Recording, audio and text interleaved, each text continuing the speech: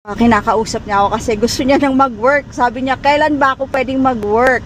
Yun yung gusto niyang malaman. Kaya gusto niyang malaman kailan kami mapi-PR dahil sinabi ko.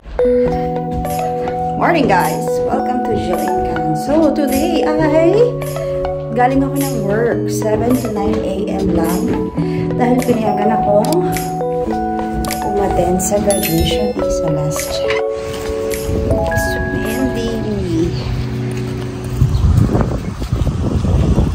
Open ang door. Kasagro pa. Yes. So, graduation ni Celestia today. At pupunta tayo doon. Drive tayo. Ilang minutes ang drive na to? 30 seconds. 30 seconds. 1 minute naman yata. Hindi. 30 seconds drive. Napang 30 seconds. 10:21 na. 10:30 yung start nun. Maglalakad ka 10 minutes. Naglakad ka 10 minutes. So, yung door, mag-open na ng 10:15. Ang start nun ay 10:30. Anong time na? 10:21. Baka marami na nakakatao dun eh. Ano lang naman ba, kinder? Oo, kinder lang. Puti na. Dati ba maraming Lahat ng ano yan eh. Lahat ng grades. Ang dami na park na. Ayan, ang kotse yan nila.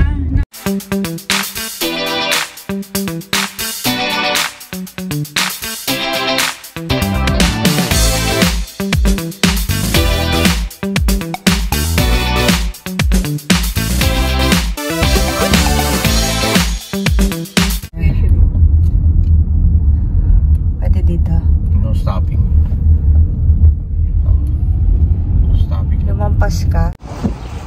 Late na rin. Bye!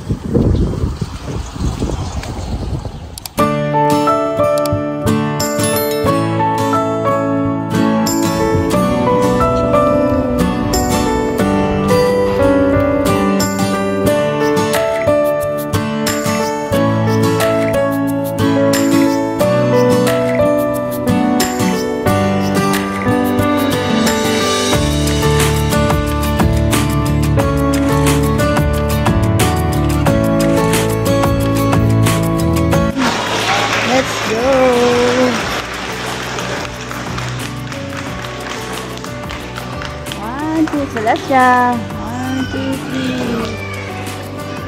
3. Look here. Okay, that's fine. Oo nga eh. Celestia. Look here. Look. 1, 2, 3. Thank you. Thank you, thank you.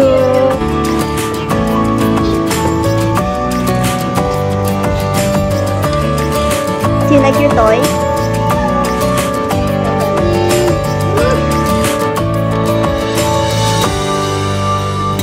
Future gardener, Celestia.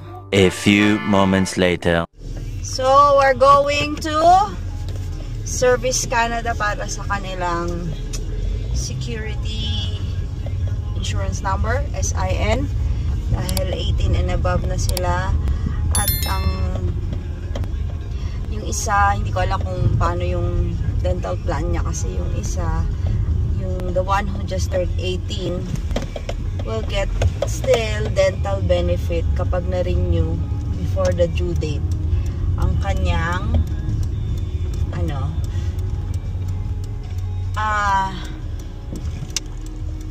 kapag nagkaroon siya ng SIN. So, we're going to Melbourne Mall, which is 7 minutes walk, pero 2 minutes drive. See you later, guys!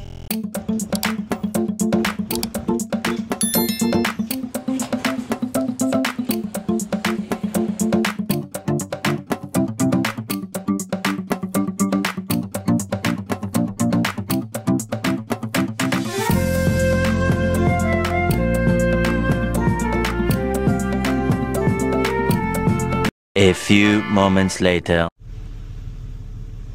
We're waiting for this car. Where are we going? Let's go to the left or to the right. Left. So this is our second year, right? In Canada. Yes. What happens if we reach the third year? The first and second year is my time for studying. And then after that, we need to wait for another permit. And then, when Daddy, how many months is Daddy working in that company? Feels like 5 months. No. Okay, he needs to get at least 1 year work there so he can apply for PR. That means next year. Feels like 3 months for him. Yes, that will be next year. And after he applies, if he gets picked after 1 year, then we can get PR. Yay. Okay, don't say yay because it's not an easy road. Okay? Yes, I know. Because we need to get a higher grade, a higher point. What if we don't get PR? We go back to the Philippines?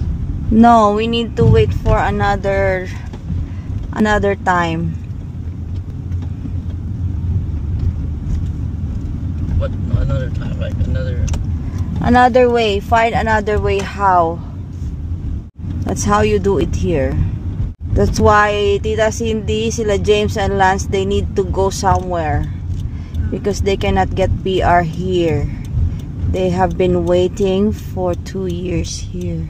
So if James got PR, they're going back here? It depends if they like to go back. But if they're happy there, then they will not go. Okay. They will not go back. We're home and hungry. Who's hungry? A few moments later. It's 1 PM guys. At pupunta naman kami ngayon sa aking 4th child. Na recognition day niya ngayon. So buti na lang ay talagang tatawid lang kami. Ayan, so ito yung pangatlong appointment natin for today. Napaka-busy natin guys. So, antayin ko lang, mauna na kami kasi para meron kaming seat doon. Quick lunch lang. Kasi galing nga kami ng Service Canada and then afternoon ay ito namang farewell or recognition day is aking 4th. Ayan. Ayan na ang mga gagraduate or mag-farewell. Naka-formal attire. Okay. Let's do this, guys. Go. There.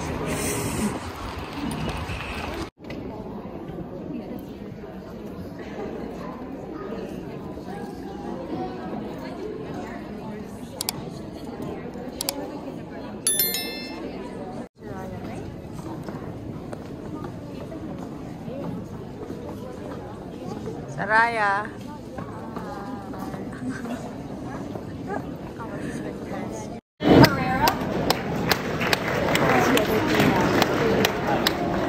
Soraya Kanugu, honors. Vanessa Kasimi.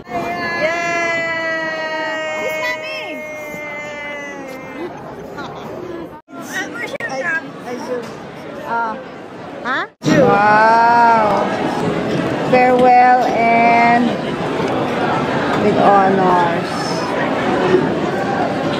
Wow. She did say honors.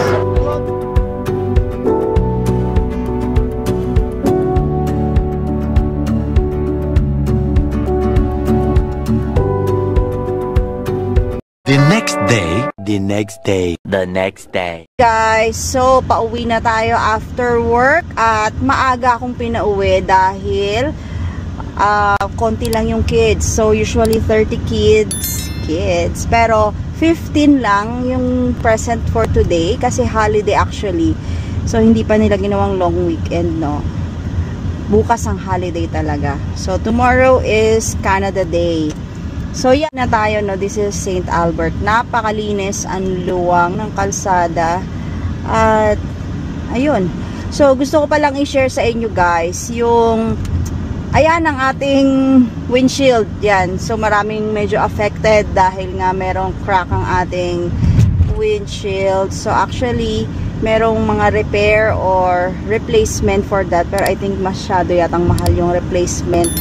At usually normally common dito sa Alberta na may mga cracks yung kanilang mga windshield.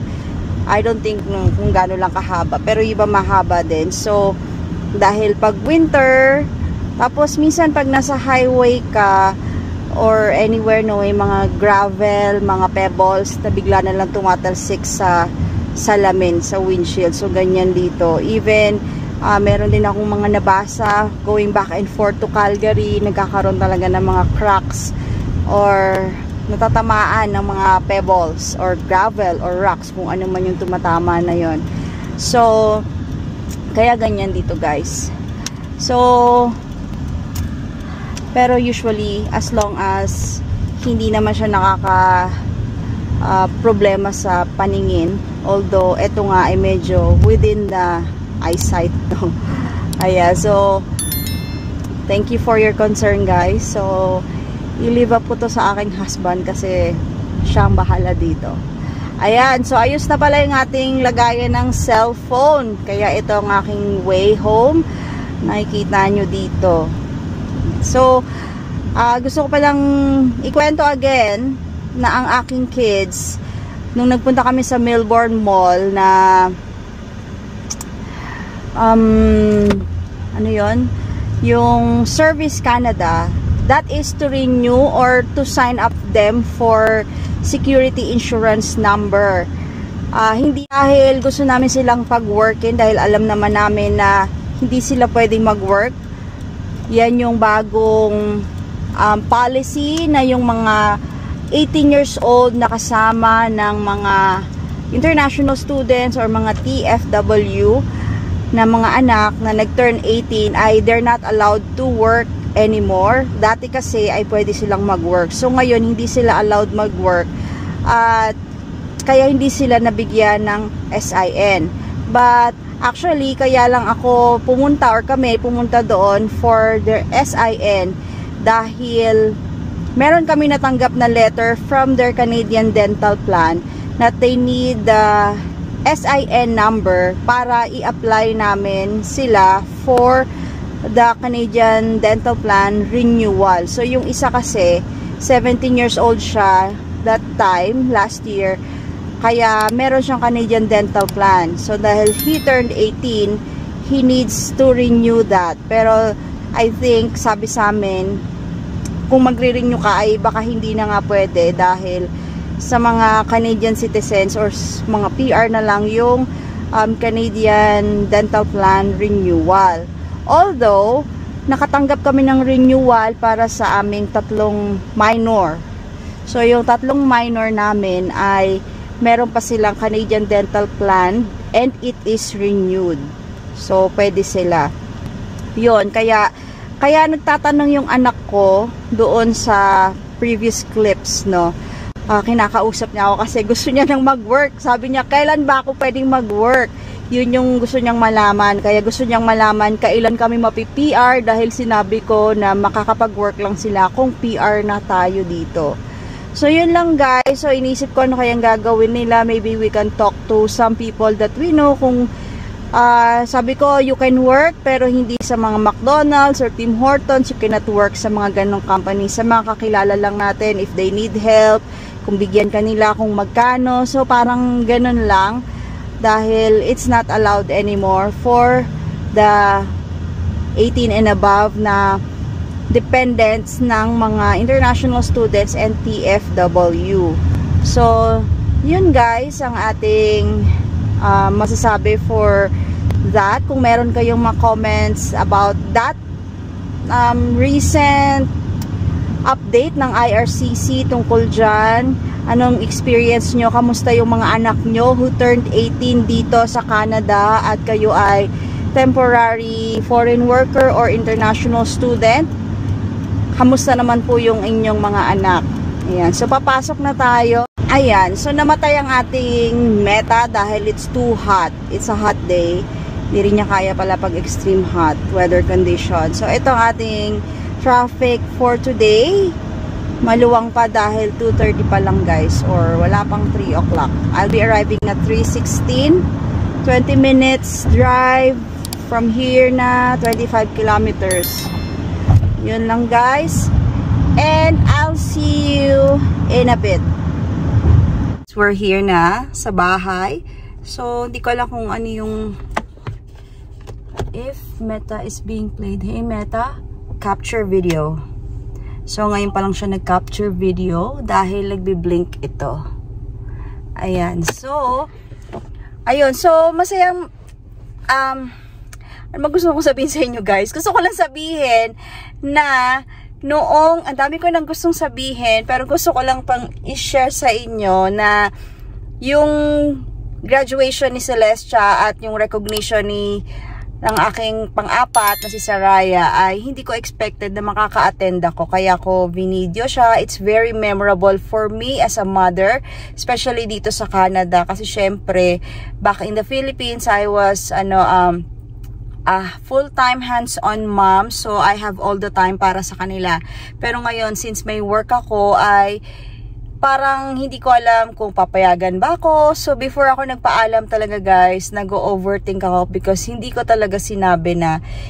sinabi agad na graduation dahil sabi sa akin na since bago pa lang ako and dati na sila kasi nakapag-set na sila ng mga schedule nila for the leave at hindi ko pa alam kung okay ba magpaalam na as early as wala pa akong 2 months, although naka 1 month na ako.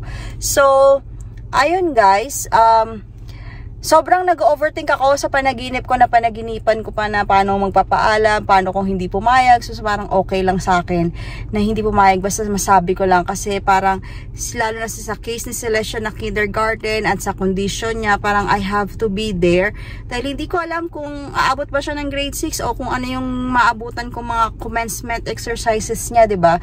So, napaka-importante na makasama ako doon sa event na 'yon.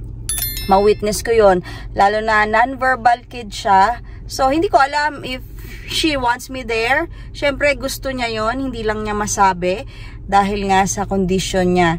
But, nung nagpaalam ako na sinabi ko, I was on split shift, 7 to 11 at 2:30 to 6 ang time ko doon. So, sinabi agad sa akin ng supervisor ko, oh, okay lang yun because yung split shift is the easiest way para magkaroon ka ng mga ibang activities sa afternoon. Tapos, para hindi na ako bumalik ng 2:30 to 6 ng work, ay binigay niya sa akin yung shift. So, imbis na 7 to 11 at 2:30 to 6, ginawa niyang 7 to 3 yung shift ko. So, parang pares, pinagpalit niya yung shift niya sa akin. So, 7 to 3, pero 7 to 9 lang ako mag-work. So, meron akong 2 hours na work, and the rest of the day is I'm free. Napaka-busy ng araw na yun. Nag-work ako. Umattend ako ng graduation ni Celestia afternoon. Kumain ng mabilis. At pumunta ng Service Canada. At pagbalik ko, ay nag-prepare ng konting food para sa commencement ni farewell ni Saraya, yung aking fourth, may request siyang food. So, gumawa ako ng lasagna, nagmamadali. Ang mama ko naman nag-prepare ng mga ibang bagay. So, ako na lang nag-layer and everything, pati yung white sauce. So, after nun, ay graduate or farewell naman ng aking pang-apat. So, ang husband ko ay nandyan siya.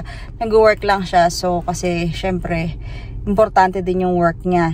At ayun, so thankful ako for that day na napayagan at naganap ang mga bagay na yun na ako ay present. So ayun, thank you Canada. At tomorrow nga ay Canada Day. So thank you Canada for bringing me here. Kahit hindi pa namin alam ang future. Ayan, so thank you din na to let us for making us experience yung life dito na you can manage your time at you can have a work-life balance actually dito. Yun lang guys, at kung meron kayong mga comments and suggestion, please don't forget to put them in the comment section, and don't forget to like and subscribe to this channel, at please don't forget then to hit the notification bell para kang laging updated sa mga vlogs ko, at please don't forget to share. Yun lang guys, and I'll see you in my next vlog. Bye! Ito, ang dami ko palang dinala, so meron akong cross bag galing sa aking friend from Australia. Thank you, Malu Manalo Hernandez. So sa foldy back cross bag na ito, very useful sa aking work, at aking sun hat dahil mainit ang araw, at ang aking long sleeves. So kailangan natin to ngayon guys sa panahon na ito. Thank you sa aking sister-in-law for this one. At ang aking bagong-bagong lunch bag. So, malaki na siya guys. Kasi dati ginagamit ko yung sa mga anak ko. Ang liit. So, ito. Nilagyan ko ng charger ng phone. Nilagyan ng Ray-Ban Meta. Ayan. Tapos ito yung baon ko. Dahil hindi naman ka masyadong busy. Hindi ako masyadong nagutom. At ito yung aking bag. Galing sa aking sister-in-law. Thank you very much. Nagagamit ko na to ngayon. So, before ay lagi lang akong backpack dahil commuter tayo, pero ngayon ay pwede tayo maraming dala. At ito yung susi ng aming center. So dahil wala yung supervisor na isa, iniwan niya muna itong susi na ito sa akin. Yun lang guys, see you again. Araw.